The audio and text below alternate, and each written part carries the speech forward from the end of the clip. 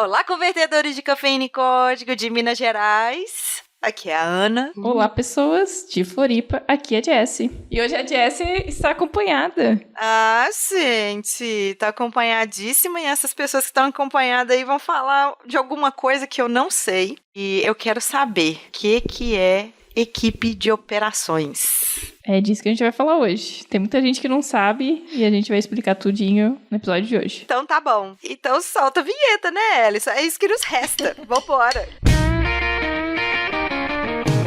Você está ouvindo Pode Programar. Porque nós podemos. Porque nós podemos. Porque nós podemos. Porque nós podemos. Porque nós podemos. Porque nós podemos. Porque nós podemos. Porque nós podemos. Nós podemos. Porque nós podemos. Então, você que está ouvindo nosso podcast, já conhece o nosso programa de apoiadores? Sim, nós temos um programa de apoiadores do PicPay, que é nosso parceiro aqui. E por que a gente tem esse programa de apoiadores, Ana? Minha filha, porque assim, boletos vêm, né? E já basta os boletos que eu tenho que pagar das fraldas, escolas. Tem o boleto do Pode Programar e ele poderia ser sozinho. E aí a gente precisa pagar boletos do Pode Programar. A gente precisa, para vocês terem esse áudio límpido, maravilhoso, coisa maravilhosa. A gente precisa de equipamento. A gente precisa pagar a Ellen, que a Ellen, ela ainda não tá podendo fazer trabalho voluntário. A gente precisa pagar servidor, pagar algumas plataformas, umas coisas para a gente estar aqui, lindas, maravilhosas e distribuídas para vocês. E é isso aí.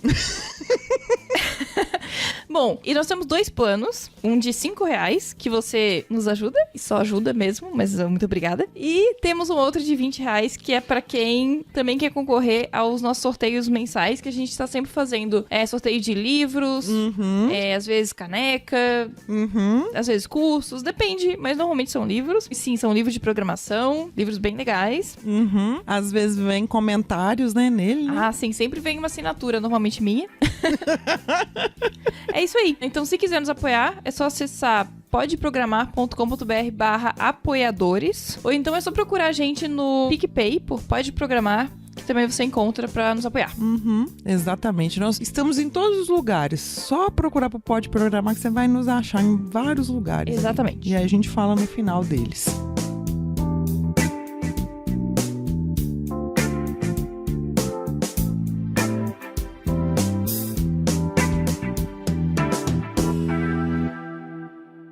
Eu e a Jessie, mais a Jessie do que eu. Hoje a cota é dela. Quem que você trouxe pra gente? Então, deixa eu apresentar aqui meu people. Eu vou começar com o Francisco, que ele já participou de outro episódio. Ele começa se apresentando, porque ele não é um virgem. Vou deixar pra depois o virgem. E aí, galera, aqui é o Chico, sou gerente de Business Operations da Mobiliza e vim aqui trocar uma ideia sobre o que é Business Operations. Já comecei a chamar de Business Operations, né? Operações. Exato, a gente não definiu nem o título do episódio ainda, então cada hora ele muda. Mas basicamente é isso, Business Operation. Por isso que a gente trouxe o Chico, né? O Francisco aqui pra isso. E outra pessoa que a gente trouxe aqui é o Matheus. E aí, pessoal, aqui é o Matheus. Eu trabalho com análise de dados há mais de 2 anos e nesse último ano eu tava trabalhando como Sales Operations. Ah, deixa eu me apresentar então também. Então, apresento que você também faz parte da equipe de operações. Eu sou Software Engineer no time de sistemas internos de Business Operation da Resultados Digitais. Veja só. Nossa. É muito chato esses 3 aqui, né? Vamos puxar agora, né, o glossário, porque, né, o que seria, gente, Business Operation? Vamos lá. Bom, a área de operações, também chamada de Business Operations, né? É uma área que ela muda muito de empresa para empresa. Só que nesse episódio a gente tem 3 pessoas que trabalham em áreas de Business Operations de 3 empresas diferentes e são 3 áreas com foco totalmente diferente, né? Mas, em resumo, a gente pode dizer que a área de Operations, ela é encarregada por coordenar e gerenciar as operações que estão por trás, na retaguarda. Então, ela é responsável por dar todo o suporte e apoio para que demais áreas, marketing, vendas, sucesso do cliente, desenvolvimento, talentos, pessoas, RH, financeiro, todas essas áreas consigam fazer o trabalho da melhor forma possível, mais rápido, mais ágil e entregar mais resultado, né? Que é o que a empresa espera. Isso nada tem a ver com a equipe de sistemas internos, né? Não é que não tem nada a ver com a parte de software. Ele é bem mais amplo do que só a parte de software. Sim, é bem mais do que software. Ele provavelmente vai precisar de ajuda de software, a gente vai falar um pouco sobre isso aqui, mas não necessariamente você precisa de software para isso. Você pode fazer com papel e caneta, só que vai ser bem mais difícil e vai demorar muito mais. Então, você tem que ter agilidade também. Então, como a gente aqui trabalha em empresas que lidam com crescimento, principalmente a empresa que eu trabalho lida com um crescimento muito acelerado, então você tem que dar as ferramentas de forma mais rápida possível para a empresa. O nosso trabalho aqui é esse, basicamente, dar as ferramentas certas no momento certo para a empresa se desenvolver. Tá, isso é uma característica desses tipos de empresa ou não necessariamente? Na realidade, uma área de Business Operations, ela pode existir independente do tamanho da empresa, né? Porque é uma área para aumentar a entrega de resultado das demais áreas. Então, em algumas empresas grandes, a gente vê pelo nome de processos, gestão, aumento de desempenho organizacional, são áreas com foco em fazer com que as demais áreas da empresa, os demais departamentos, eles entreguem mais resultados. E o que a Jéssica estava trazendo é que existem várias formas, né? Uma delas é por meio das integrações, uma delas é por meio dos sistemas internos. Então, a gente integrar sistemas é uma forma de entregar mais resultados, mas existem outras formas também. A gente pode ter uma melhor gestão de projetos, então tem algumas empresas que dentro da área de operações tem um escritório de projetos, tem uma área mais focada em vendas, de melhorar a performance de vendas, né, que é até a área que o Matheus atuava quando ele falou Sales Ops, né, operações dentro da área de vendas. A gente pode ter um escritório de processos para olhar para a melhoria de processos. Enfim, pode ter uma infinidade de sub-áreas, digamos assim, dentro de Business Operations para garantir que a empresa entregue mais resultado. E isso é algo bom para praticamente qualquer tamanho de empresa, né? Desde as empresas com crescimento mais acelerado até uma enterprise, uma grande empresa que ela já tem uma estrutura bem robusta. Entendi. Quando a gente tá falando assim de processo, de melhoria e tudo mais, é um jeito diferente da gente pensar na entrega de valor dessa equipe, certo? Às vezes a gente fica preocupado assim, nossa, qual que foi a entrega que essa equipe fez? Então, como que vocês quantificam ou como vocês pontuam isso, uma vez que às vezes é muito subjetivo? Então, falar um pouquinho mais da área de vendas específico. Na área de vendas, a gente tem os pré-vendedores ali, além dos vendedores. Além disso, pode ter ou não a área de marketing um pouquinho relacionada a isso. Mas na parte que tu falou ali mais subjetivo, como que eu vou metrificar a performance de um vendedor, sendo que em cada discurso dele para cada cliente há toda uma negociação diferente envolvida. Cada cliente tem sua necessidade. Então, o que a gente tenta fazer é criar um processo, desenhar um processo para cada uma das partes da operação de vendas. Exemplo, o processo do pré-vendedor, ele vai ter uma etapa que começa na qualificação, na prospecção. Então, ele vai ter uma forma de encontrar aqueles leads da melhor maneira, da melhor forma, para depois conseguir qualificar esses leads. Para qualificar, como a gente faz? A gente desenha um pitch, que seria um discurso, analisando todo o resultado dos pitches anteriores. Então, a gente analisa, escuta, vê se aquele potencial cliente converteu para uma venda ou não. Dessa forma, a gente consegue quantificar um pouquinho mais e qualificar o que seria um pouco subjetivo, que seria a parte ali da venda, da negociação. E isso também é extrapolado para o vendedor. Ele também, a partir do momento que o potencial cliente é qualificado pelo pré-vendedor, ele parte para uma reunião comercial, onde o vendedor vai fazer uma demonstração do produto. Então, nessa demonstração, ele segue também um discurso previamente montado, com apresentações, mas claro que sempre pode haver coisas inesperadas nessa negociação, o cliente pode agir de N maneiras, mas ele sempre tenta seguir um processo certinho e dentro desse processo também a gente utiliza um CRM, que é um Customer Relationship Management. Só te cortando um pouquinho, Matheus, é só pra gente não perder o raciocínio. Você falou de leads. Sim. E depois falou conceito. Pra quem não entendeu, leads são potenciais clientes. E pitch são discursos que você tem pra vender algo, né? Eu Esse fiz um algo pitch você ali no pode início, vender. né? Basicamente, quando eu falei a minha introduçãozinha de quem que eu era, eu tava fazendo um pitchzinho falando quem eu sou. Você tava vendendo a sua exatamente, imagem, tô no vendendo caso, minha sua imagem, voz, né? minha voz. Sua bela voz. Matheus, só voltando aqui, você falou dessa sigla, CRM, é um tipo de software, né? Isso. O que faz? Basicamente, hoje ele era para ser para traquear, analisar toda a relação com o cliente, desde o momento que ele vira um lead, que ele vira um potencial cliente, até o momento que ele já é um cliente, na pós-venda, na relação com o cliente. Mas ele é muito, hoje, fortemente usado no mercado para a área comercial, principalmente para a área de vendedores. Ali dentro, a gente constrói o que a gente chama de funil, que são os passos que o lead tem que percorrer para ele conseguir virar um cliente. Então, vai haver a etapa de qualificação, onde determinados passos têm que serem seguidos. Exemplo, eu tenho determinados campos que têm que ser preenchidos, ou seja, essas informações têm que estar no pitch do pré-vendedor para possibilitar essa qualificação. Além disso, tem outros processos para facilitar, como, por exemplo, tem um processo de cadência, onde se um pré-vendedor não conseguir qualificar um lead, ele tem que seguir um certo processo de exemplo. Eu vou ter que fazer 3 ligações em períodos distintos, mandar 2 e-mails. Então, dessa forma, a gente consegue metrificar e analisar a performance de cada um individualmente. É que eu trabalho, né, de operações, aqui no caso de operações de vendas, é mais em definir essas etapas, em definir esse processo e identificar as coisas. Então, por exemplo,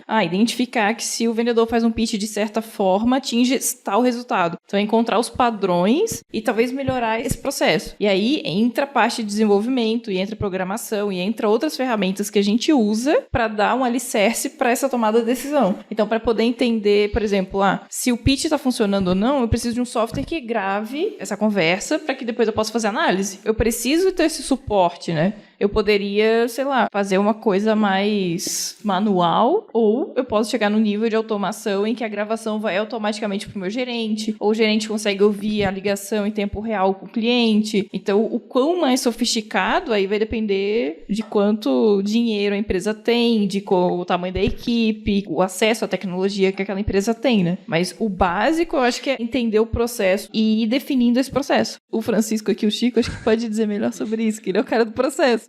Então, a parte de operações, ela vai gerar análises qualitativas e quantitativas de processo. Aí, no caso, a gente está falando de processo de venda. Isso, esse é um dos processos, mas olhando para operações, né, olhando para business operations como um todo, geralmente essa área, ela é responsável por fazer essa relação entre as pessoas, os processos e os dados. Como que a gente consegue melhorar o resultado de vendas? Bom, primeiro, para eu saber se eu estou melhorando ou não, eu preciso saber como que a gente está performando, né? Então eu preciso mensurar o meu processo. Todo esse processo que o Matheus comentou, se ele não está definido, se cada vendedor faz de uma forma diferente, fica muito difícil eu comparar qual vendedor está performando melhor, qual vendedor está entregando mais resultado e quais são as melhores táticas, né, de venda para que a gente performe bem. Então, o trabalho de um Sales Ops, daí no caso da pessoa de vendas, né, de operations, ela é muito responsável por fazer essa interligação, de olhar para os dados que estão sendo executados, olhar para os processos, em como a gente consegue melhorar esse processo, e todo o processo, ele tem como base as pessoas, né, que executam. Então, quando a gente precisa melhorar um processo, geralmente a gente precisa trabalhar com as pessoas também, e por outro lado, a gente tem as ferramentas que dão suporte para esse processo. O Matheus comentou do CRM, é uma das ferramentas que dão suporte para o processo de vendas. E fazendo integrações, fazendo automações, a gente consegue também entregar mais resultado aí nesse processo de vendas. Então, quando a gente fala de BizOps, ele é muito relacionado a processo, tecnologias que amparam o processo, entrega de resultado. E as pessoas que estão aí em toda a empresa que tem, né? Sim. E basicamente, para que isso ocorra, tem que ter meio que uma sincronia, né? Entre tudo isso, tipo uma simbiose, vamos dizer assim,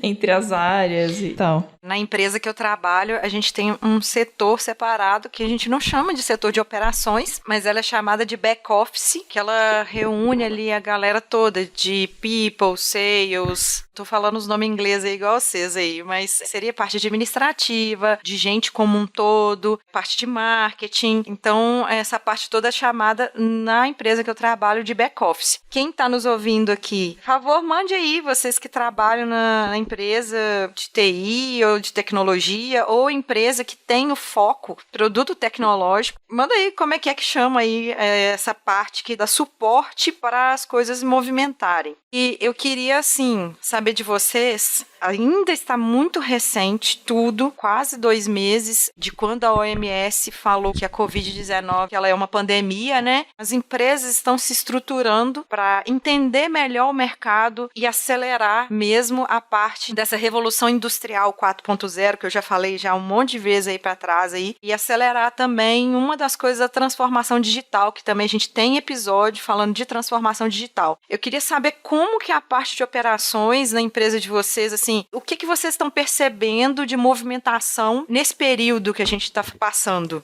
Na empresa em que eu atuo, né, na Mobiliza, o meu papel lá em BizOps, olha o termo, né? Operações, Operations, Business Operations e, resumindo, BizOps. Para os íntimos, BizOps.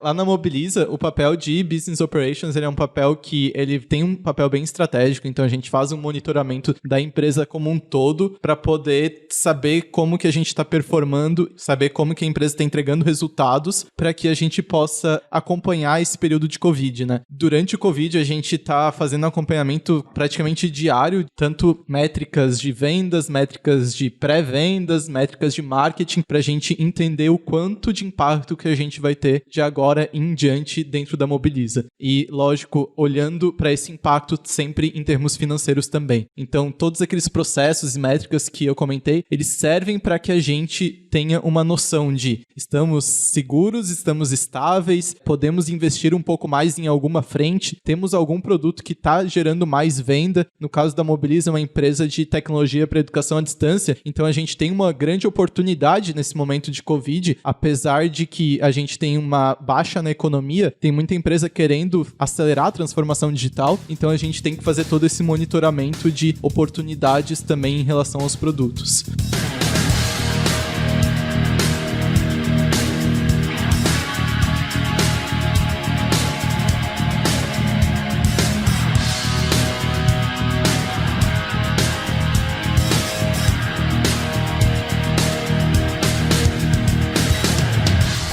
Outras ferramentas que vocês usam? Quais outros... Excel.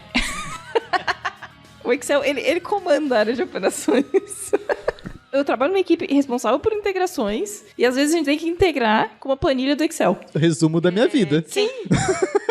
Quem aí já tem pelo menos, eu vou dizer assim, pelo menos uns 5 anos já de atividade, quem nunca nesses 5 anos já fez integração com planilha? Se não fez, por favor, procura fazer, muda de emprego, sei lá, faz qualquer coisa, porque isso tem que ter marcado na sua vida, sabe? Relatórios, essas partes assim que vocês vão fazer às vezes, um script, não necessariamente um script SQL, mas um script meio cabuloso. Vocês têm que ter o Matheus, ele é especialista nessa parte aí. Aí, ó. Sim, eu já trabalhei bastante com essa questão de Excel. Acredito que por ser uma ferramenta muito universalizada, todas as empresas basicamente usam e quando a gente pensa em números, em fazer uma análise, é a primeira ferramenta que vem à cabeça das pessoas. Então, sempre quando tu chega numa área, exemplo, eu cheguei para estruturar uma área de Ops, não existia ninguém para trazer esses dados do time comercial, trazer essa visão, gerar as análises. Tudo era feito registrado manualmente numa tabela de Excel. Então, tive que construir lá foi formas de automatizar isso, minimizando erros, por exemplo, de inputs de dados dentro da tabela que eram feitos pelos pré-vendedores. A gente tentou tirar um pouquinho. Claro que para as pessoas ainda é muito mais fácil visualizar. Então, para não assustar demais, digamos assim, o que a gente tentou fazer? A gente extraía os dados diretamente das ferramentas, exemplo, o CRM, e criava a visualização de dados no Excel, que as pessoas já estavam acostumadas a utilizar. Cada um podia checar a sua própria performance, por exemplo, ou a gente ia diretamente para uma reunião e conseguia visualizar os dados de todo mundo e os dados da área como um todo e conseguir discutir em cima disso. E essa é uma solução bem interessante, assim, às vezes a gente olha para Excel, para Google Sheets, né, para as planilhas digitais do Google e a gente menospreza, mas esse geralmente não é nem só o primeiro passo, são os primeiros passos das empresas em termos de análise de dados e inteligência de negócio, né? Eu posso falar lá dentro da Mobiliza, por exemplo, a gente tem um movimento, e eu faço parte desse movimento, de que eu acredito que enquanto a gente mantém de uma forma fácil o acesso aos dados, via Excel é muito mais fácil, porque grande parte das pessoas dentro das empresas tem pelo menos um pouco de conhecimento em Excel. Então elas conseguem manipular os dados lá dentro. E a gente simplesmente retirar esses dados e não deixar com que cada um gere seus próprios insights, às vezes a gente tá se tornando meio que, só operations, só nossa área pode gerar inteligência. E não é o que a gente quer. Geralmente o que a gente quer é democratizar esse acesso aos dados, né? A gente quer que todo mundo possa acessar, todo mundo gere inteligência dentro da empresa. Tem uma parte de segurança, óbvio, mas isso aí é o mínimo, né? Já é o esperado que pelo menos, só tenha acesso à planilha quem deveria. Esse é o primeiro ponto. Mas ok. Tá, vocês estão falando a partir de empresas, assim, que rodam alguns milhares. Eu tenho uma empresa que é pequena, eu ainda não consigo contratar um CRM, eu tenho uma noção básica de Excel e eu tenho muita vontade de performar melhor minhas planilhas. Qual que seria uma dica aí para as pessoas? Acredito que a dica inicial é tu ter consciência que você vai precisar daqueles dados, de preferência estruturados. Não adianta eu querer extrair dados de um bloco de texto, por exemplo, que isso vai dificultar muito minha vida. Então, cria um processo onde você possa, pelo menos na planilha, cria as coluninhas certinhas, onde você pode botar cada dado de forma simples e fácil. Por exemplo, se for um campo numérico, só ponha um número lá dentro. Se for um campo de texto, tente ter a consciência que é melhor ser um campo de opções de texto, onde você pode escolher uma opção determinada e não escrever de qualquer jeito. No final, isso vai facilitar muito a tua análise, onde você vai conseguir extrair informações daquilo muito mais facilmente. Vai conseguir gerar dados, vai conseguir gerar gráficos, né? Porque, digamos, mesmo que a sua empresa seja pequena, olhar para 200 linhas, digamos que são as suas tentativas de contato com seus clientes, ou a sua lista de pessoas que você já tentou prospectar. 200 linhas é bem complexo de você ficar acompanhando, né? Mas se você simplesmente vai lá e tem uma coluna para registrar qual que foi a última data de contato que você fez para um cliente, você consegue, com algumas fórmulas não tão complexas, digamos assim, né? Estudando um pouco, lógico, na internet tem muito conteúdo sobre Excel e planilhas, você já consegue fazer um filtro de quais são os próximos leads, quais são os próximos potenciais clientes que você deve entrar em contato. Então, estruturar esses dados é fundamental. É, digamos assim, o primeiro passo. Você ter as colunas que você quer ter de informação dentro da sua planilha. E um próximo passo seria, beleza, eu tenho um processo que ele sempre é igual. Se eu faço a mesma coisa. Por exemplo, todo dia eu gero um relatório no sistema X e jogo no Excel Y. Cara, como é que eu posso automatizar isso? Aí começa a entrar programação, por exemplo. Posso começar a usar até o próprio Excel, por exemplo, ele tem uma linguagem de programação própria em que eu posso fazer lá dentro mesmo integrações e tal. Ou então eu posso partir por um Python, integrar isso com dados em um banco de dados. Vai começando a abrir um leque de opções e de ferramentas e de tecnologias, né? É interessante vocês falarem isso aí. Fico percebendo, assim, às vezes as pessoas ainda não conseguem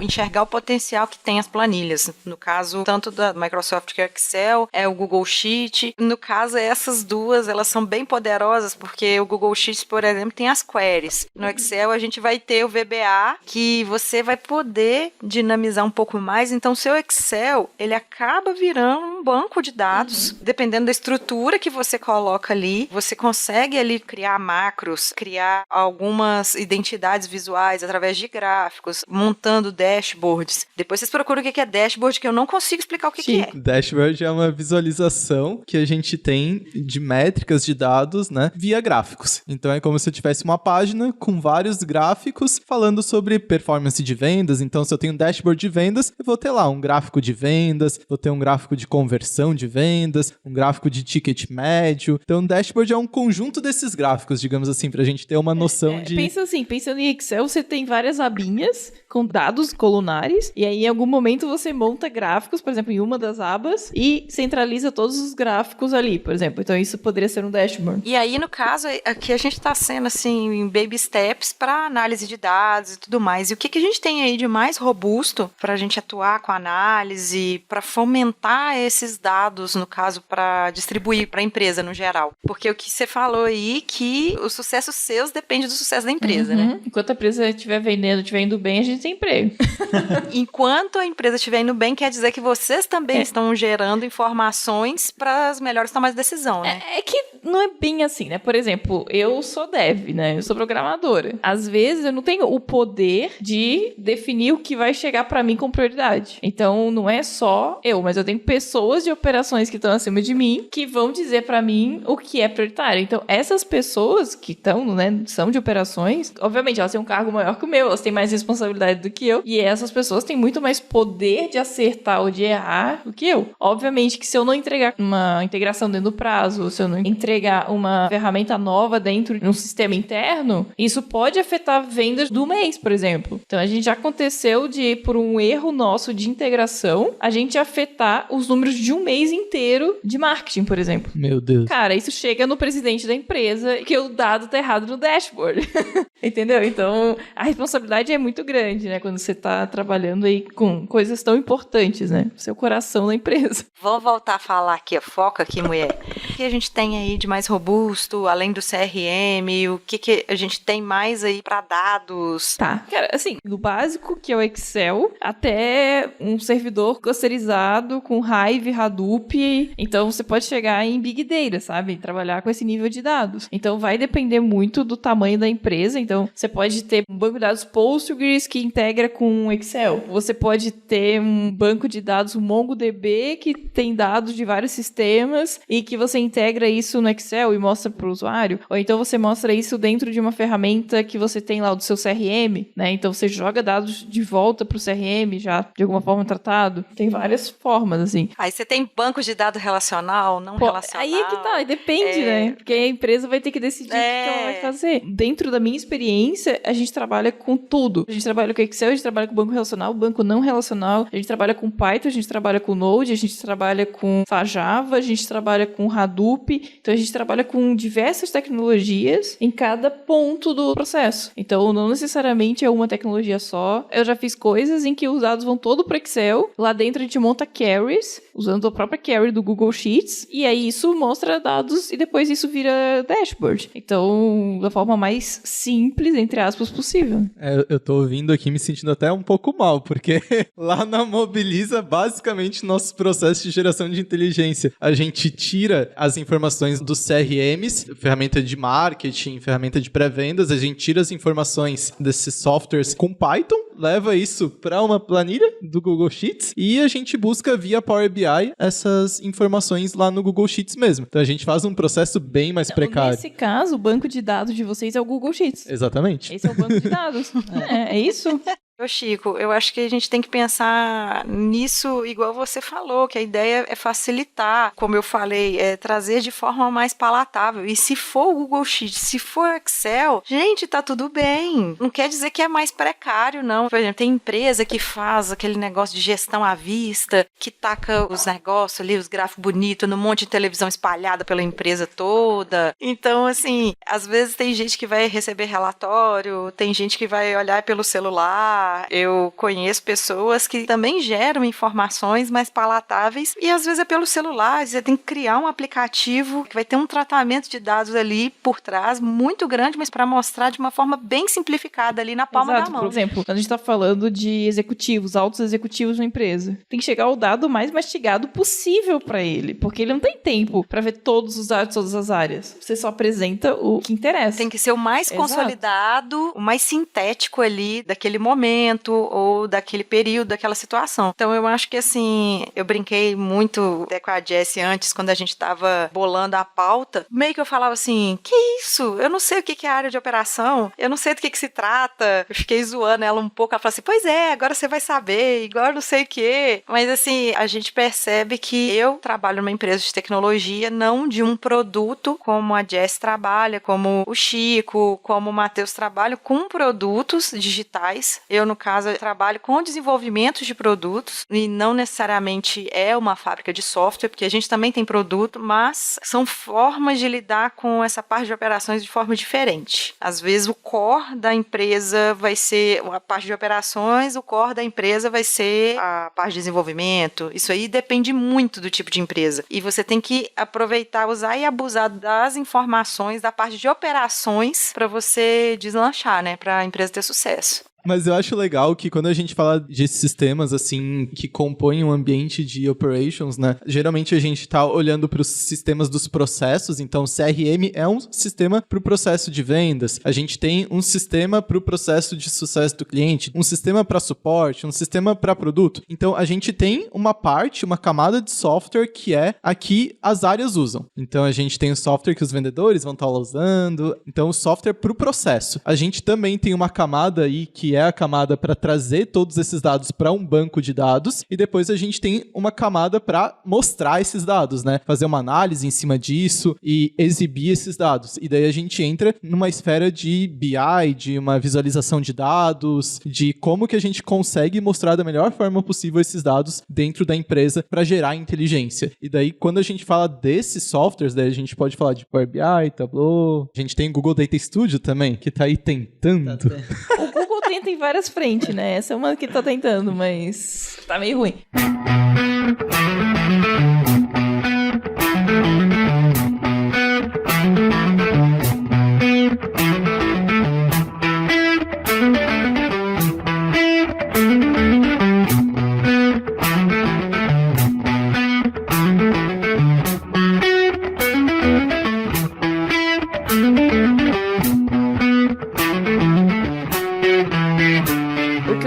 Trazer aqui um pouco é que, assim, essa área de operações, até o Matheus acho que pode falar um pouco mais dessa experiência, pelo menos a minha experiência é ver muitos engenheiros, né? Então tem muitos engenheiros na área de operações. E aí, esse pessoal já vem com, às vezes, uma basezinha de programação na faculdade, e aí chega lá dentro, eles acabam querendo usar programação para resolver as coisas. Então esse foi o caso do Matheus. Ele meio que aprendeu programação para fazer essas integrações e para puxar dados, para exibir os dados. Então, eu como fiz um curso de engenharia, eu tenho uma base de programação que foi ensinada durante o curso e para resolver os problemas, como a Jess falou, eu procurei pesquisar umas formas de usar a programação para resolver esse problema. A gente tinha os dados antes colocados numa planilha, manualmente, mas espera, vamos melhorar esse processo. Vamos tirar os dados diretamente do CRM. Como que a gente pode fazer isso? A gente pode usar, por exemplo, uma linguagem de programação para extrair esses dados através de uma API. Então, a gente faz um script em Python que vai puxar esses dados e vai jogar esses dados em algum lugar. Esse algum lugar pode ser um banco de dados relacional, não relacional. No meu caso, o que eu construí na empresa foi um banco de dados relacional, onde eu inseria todos os dados de todas as ferramentas que me interessavam. A partir desses dados preparados, estruturados, eu usava SQL, fazia uma query para limpar, filtrar todos os dados certinho que eu queria mesmo para uma determinada utilidade, para uma determinada análise, eu extraía esses dados e colocava em algum lugar. Eu colocava no Power BI, eu colocava no Excel diretamente. Só um adendo aqui. Basicamente, o que o Matheus está falando, ele criou um mini data lake. Ou seja, outro termo aí para o pessoal pesquisar, para o glossário do episódio.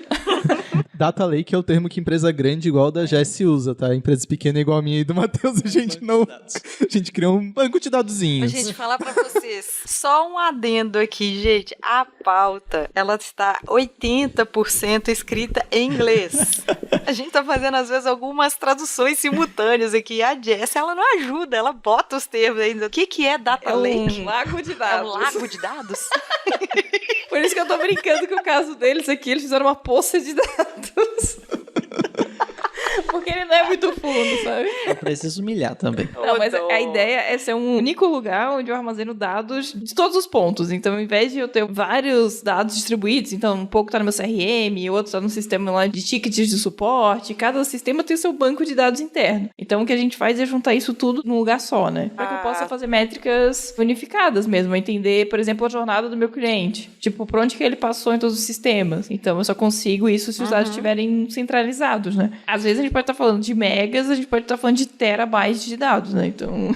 Lá na tua empresa é o quê, Matheus? São alguns kbytes de dados, talvez. Kbyte só? Não, depende. Kbyte não precisa nem banco de dados. Eu tô pensando aqui, você gastou, teve um esforço danado. Continua fazendo manual.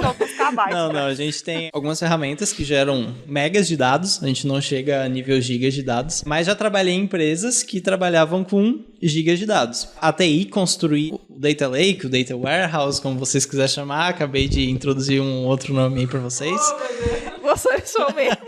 Mas como eu não fazia parte da equipe de TI, A minha função como analista de dados dentro ali de uma área de operações era extrair esses dados que a TI já estruturava tudo certinho. A gente extraía através de SQL, no caso eles usavam o Oracle SQL, e imputavam de volta dentro das planilhas do Excel. Imputavam, vamos lá.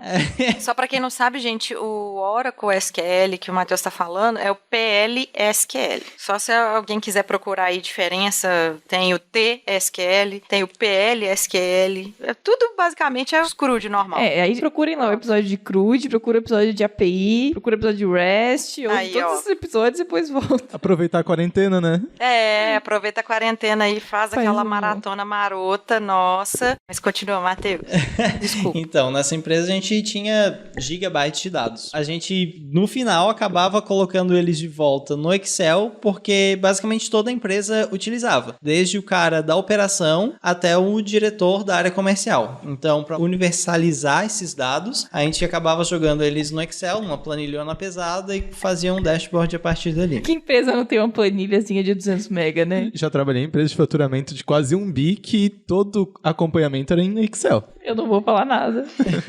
Eu tô dando treinamento para algumas pessoas lá de Anápolis. Um beijo pra vocês, que eu prometi que eu ia mandar um beijão pra vocês, que eu não mandei no último episódio. E um deles estava relatando pra mim que ele tá fazendo análise de dados do censo do último Enem. Tinha que pegar lá uma planilha de Excel que ela não abria de jeito nenhum. Que são dados que o Ministério da Educação passa. A gente já fez, olha o episódio, é referência também, hackeando dados públicos, que eles mandam, assim, do jeito que eles querem. Foda-se se vai abrir no seu computador, Mas é foda-se se CSV, você não tem é? processamento suficiente. Sim, é um CSV, mas as pessoas É estão acostumadas a abrir CSV. CSV em sim, Excel, sim, né? Então é uma planilha, acho que É. esse dado do Enem, com, sei lá, 200 colunas, milhares de linhas. Boa sorte, E com né? Boa sorte. Vai ter milhares que ter um de computador linhas. com 100 GB de RAM pra abrir isso. Tem que trabalhar com a amostra, né? O Excel não aguenta, gente. O Excel não aguenta, não comporta nem a quantidade de coluna e nem a quantidade de linha. Python!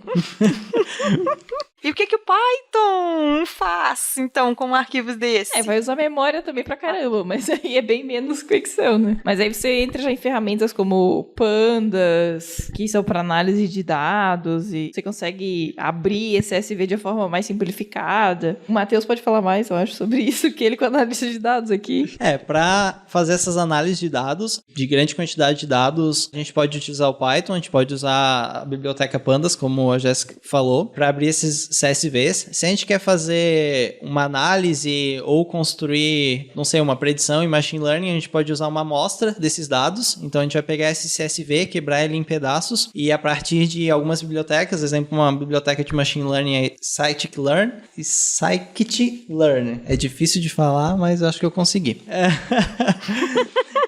E trabalhar em cima dessa pequena quantidade de dados para não consumir tanto recurso do computador, talvez porque ele não aguente e tal. E depois a gente pode jogar isso para um outro local, uma nuvem e tal. Aí sim, com todos os dados e com toda a estrutura do machine learning já funcionando e já validada para conseguir fazer essa análise ou predição. Nós falamos coisa pra caramba aqui nesse episódio. Eu tô imaginando a pessoa que tá bem por fora, assim, né? A pessoa dá um nó. Eu tô me perguntando aqui agora, que a gente já falou, o que é Ops, o que é Business Operations, Sales Operations e tudo mais. Será que a minha empresa precisa mesmo de uma parte de Ops? Provavelmente. Não sei, não conheço tua empresa.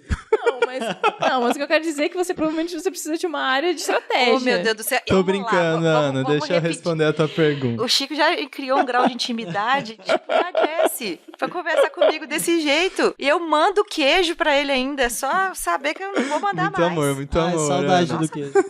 Mas, Ana, tendo uma empresa, geralmente numa empresa pequena, quem acaba fazendo esse trabalho de operações, de melhoria de processos, acaba sendo os donos da empresa, os sócios, que geralmente é quem tá olhando pro resultado, né? Daí quando a empresa começa a ganhar um corpo um pouco maior, em que esse dono ou esses donos, eles não conseguem acompanhar mais tão bem os resultados e melhorar os processos, é que acaba a gente identificando que, pô, talvez eu precise de alguém pra operations. Então, às vezes vem alguém direto pra uma área, igual no no caso do Matheus, a primeira contratação da empresa dele foi um Sales Ops, né, que foi ele, de Operations. Lá no caso da Mobiliza, a gente foi ter uma área de operações ali quando a gente já tava com 40 colaboradores, 45 colaboradores. Geralmente, uma empresa pequena, existem esses trabalhos de Operations, existe o trabalho de integração, de olhar para processos, mas geralmente ele é feito pelos próprios gestores das áreas, pelos próprios donos da empresa que estão olhando para isso. E assim, até quando as empresas ainda são menores, você não tem, às vezes, uma equipe muito consolidada. O que é a responsabilidade de cada um? Ou então, por exemplo, você tem lá uma equipe de desenvolvimento que trabalha pro produto. E aí você tem um pessoal lá que tá tentando puxar esses dados. Cara, a pessoa não é programadora, ela vai atrás e vai tentar achar um jeito de trazer esses dados. Então, às vezes, ela não vai usar a melhor tecnologia porque ela não tem esse conhecimento. Assim, ela não é a pessoa voltada pra programação, ela não é a pessoa que conhece banco de dados. Ela vai usando as ferramentas. Então, não é à toa que o pessoal usa tanto Python, porque ele é uma linguagem um pouco mais simples pra quem tá começando e tem bibliotecas voltadas pra isso. Então, facilita muito. Você já consegue fazer integrações, às vezes, com o Excel de uma forma mais simplificada por causa de uma biblioteca. Então, já tem algumas coisas prontas. Então, mesmo que a empresa não tenha ainda pessoas pra fazer isso, essas pessoas que, às vezes, têm um outro trabalho, começam a fazer por necessidade. E aí, às vezes, a área surge por causa disso. Lá na Mobiliza, por exemplo, antes mesmo de ter Business Operations, a gente tinha uma pessoa dentro da nossa área de serviços que ela era uma pessoa que ela controlava os processos, ela gerava relatórios e ela acompanhava os resultados. E pra ela era, sei lá, ela era analista lá que ajudava com os números da área. E daí, quando eu assumi como BizOps, eu olhei pra ela e tipo, gente, o que você tá fazendo é um trabalho de Ops, sabe? Então, já existia Ops, só a gente não tinha esse nome. Não, você é Ops. Pô, tinha uma pessoa lá que era especializada em fazer os relatórios, olhar para os números, gerar inteligência com base nos números, controlar os processos. Ela já estava fazendo Ops. Então, mesmo que uma empresa ainda não tenha, ela acaba que algumas pessoas vão desenvolvendo pela necessidade, né? Porque ninguém quer ter aquela impressão de que, tá tudo bem, mas não tem nenhum número para mostrar que tá tudo bem. Tá tudo bem, daqui a pouco tem um buraco aqui que ninguém tinha visto. Tem gente que chama a parte Ops de estratégica, tem gente que chama de inteligência, tem vários nomes, mas na verdade tudo é a mesma coisa, né? Eu vi aqui uma listinha que vocês colocaram aqui, por exemplo, que tem os cargos ali de PMO, de analista de dados, como o Matheus é, aí a gente vai ter ali gerente de projetos, analista de processos, pessoas que desenham processos. É porque, como a gente comentou no início ali do programa, né? Business Operations, essa área de operações, ela muda muito de empresa para empresa. Sim. Então eu conheço empresas em que essa área de Operations, ela se resume à área de BI.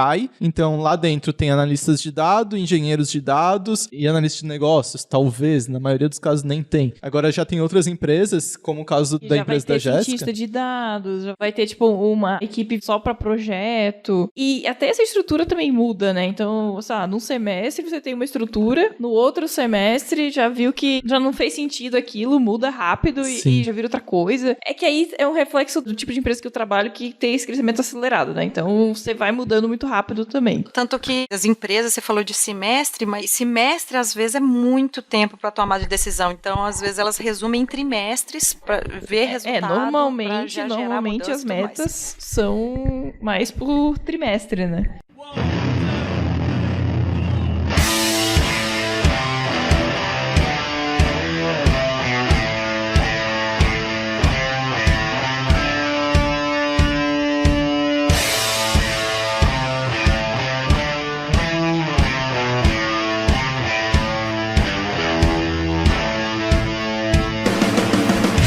Agora o seguinte, aonde que a gente encontra esses meninos? Aí nas interwebs? É porque, na verdade, o povo do Sul não sabe, fala guri, né? E aí eu falo menino, a Jess já sabe. Vocês podem me encontrar aí no LinkedIn como Francisco Teston, né? Lá eu não tô como Chico, eu tô como Francisco Teston. Mas o link vai estar no post também, pra quem quiser encontrar esse lindo e o outro lindo. Eu vou estar no LinkedIn como Matheus de Oliveira, mas com esse nome vocês não vão me encontrar nunca. Então eu acho mais fácil vocês acessarem pelo link. Eu gosto de pessoas sensatas. Mas vocês querem deixar alguma dica aqui pro pessoal que quer estudar um pouco mais, pra entender esse glossário todo que a gente falou? Eu acredito que pro pessoal que quer começar na área de data science, analista de dados, a Udemy tem uns cursos muito bons e baratos, onde tu pode aprender tudo do básico, desde estatística, estruturação de dados, programação. Lá tu consegue ver tudo completo por um preço bem razoável. Caso queira algo mais profissionalizante, por exemplo, um curso mais robusto, com certificado, mais reconhecido e tal, pode encontrar na Udacity também cursos como engenharia de dados, ciência de dados, visualização de dados, enfim, tem toda uma carreira de dados lá dentro para você escolher o que mais se adequa.